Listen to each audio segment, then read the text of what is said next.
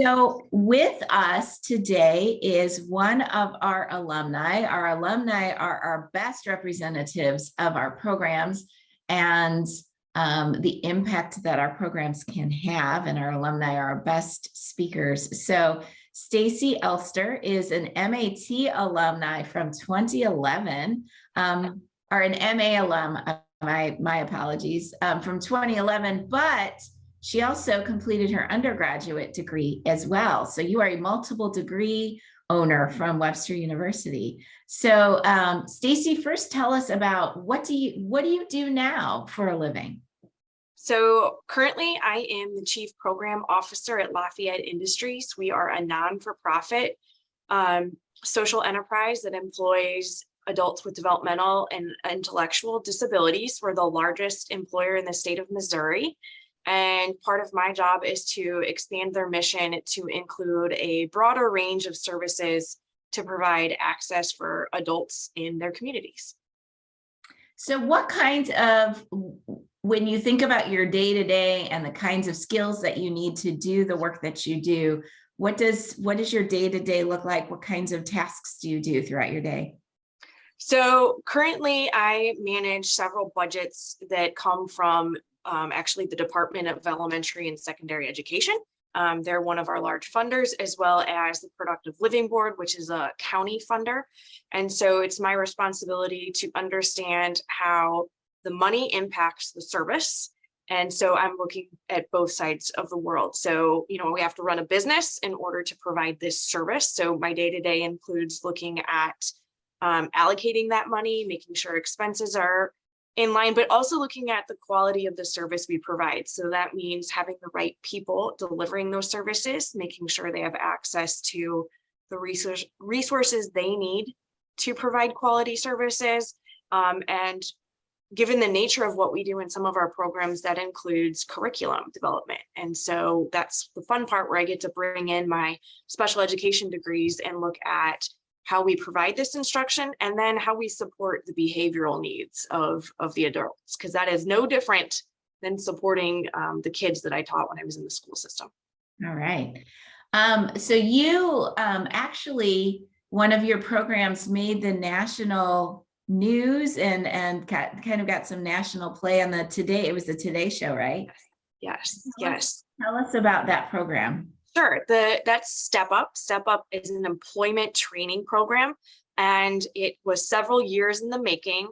Lafayette, as a contract packaging business, comes into contact with a lot of individuals who are not qualifying for services that are provided through vocational rehabilitation. So unfortunately, it's a fail to play kind of a situation that they're in, and they receive this letter that states why they're ineligible. They come to us at Lafayette with that information, and we studied that for a couple of years, and we found some common themes. And we were able to tease information out and understand what were items that really could have been provided as an accommodation, and what were things that needed ongoing direct instruction that could not be addressed through an accommodation. They were skill deficits. And so we wrote a program where it addressed those very specific items: self-regulation, communication, and problem solving. And we started a pilot. We were fortunate enough that the county was offering some one-time funding for new programming, and we applied and luckily accepted that in March of 2020 and started STEPUP. STEPUP is unique in that it provides direct instruction as 50% of the program, and the other 50% is comprised of an internship where they are supported by our staff and focusing on transfer of the soft skills that we teach within our classroom, but then they're working within the Pioneer Bakery Cafe in Kirkwood, where they get to apply those skills and then learn industry specific skills like how to use the point of sale system, customer service, dealing with feedback from your employer. And they exit after 1 to 2 years with the expectation that they will go take those new learned skills and work within their community. Our first year, we had 3 individuals exit, and they all 3 were employed. We are expecting another 9 to exit this fall. And so far, 6 out of 9 of them already have jobs before they're leaving us. So we're very proud. That's incredible. And the Pioneer Bakery and Cafe, I will say, has really good food, and their smiley face cookies are my favorite. Yes, yes. We couldn't run this program without them, and we're very lucky that they understood the need to have a work environment that was dedicated to supporting our program. So if you think back to your undergrad and your graduate programs, and thinking to your graduate program now, it's been a little bit, but if you were to describe your time in our grad program in 3 words, what would those 3 words be? Individualized, inspiring, and challenging. Okay. Okay. Care to elaborate on any of those words? Sure. Individualized in that I felt like every week that I came to grad school, as an early teacher who was stressed to the nines, couldn't believe, the massive caseload that I had, the vast needs that I had, the expectation to not only teach these individuals, but manage their behaviors and accomplish all of the paperwork requirements. I felt like showing up at class was a bit of a therapeutic experience. I knew I was going to be supported by my professors, and that we were going to take our real world experience and break that apart as it applied to each week's content. Okay. All right. Excellent. Inspiring in that I always thought maybe I understood how I was going to apply my degree or what I was good at, but through, practicum experiences, through, it brought all kinds of new opportunities for me to understand that being a teacher didn't mean I had to be a teacher in a classroom. I could be a teacher by supervising students in the School of Ed program. It meant I could look at the adult world, I could look at the nonprofit world and understand how that pedagogy could be transferred elsewhere. And challenging because Webster's the best, and everywhere I went, someone knew that's where I came from because of the degree at which we were able to provide services. Excellent. Excellent. Is there anything that you can think from your graduate experiences, that knowledge and those knowledge and skill areas that you gained? Is there any connection, or how did that connect to kind of the work that you did in the classroom?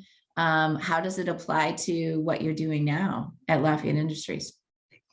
So when I was, in the classroom as a special education teacher, every single thing that I was taught, both in my undergraduate, graduate program, was put into immediate use. I understood not only how to begin the school year and be within legal compliance to meet all of the IEP needs of my caseload, but I also understood what I was going to do to set up my classroom management to make sure that from the get-go, I was in control and that we were going to have a smooth start.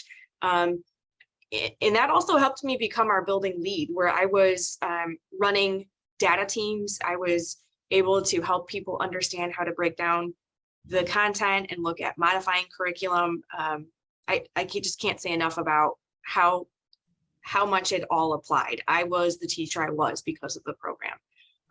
In my job now in the non-for-profit world, I'm seen as the expert. So I'm in a business world, I'm in the business setting. And even though there's lots of adult agencies that specialize in providing services for disabilities, much of them do not have educational background. So I'm able to make sure that we're, citing best practices from Positive Behavior International, positive behavior supports. I'm looking at how can we look at response to intervention and how does that apply to the business world? And so, might not have a business degree, but I'm respected in that I understand what best practice needs to be for these adults in the disability world. Excellent. And you also have been one of our adjuncts too. So it's like the circle of life. We let you go, you come back to us. I just don't leave. Gorlock for life.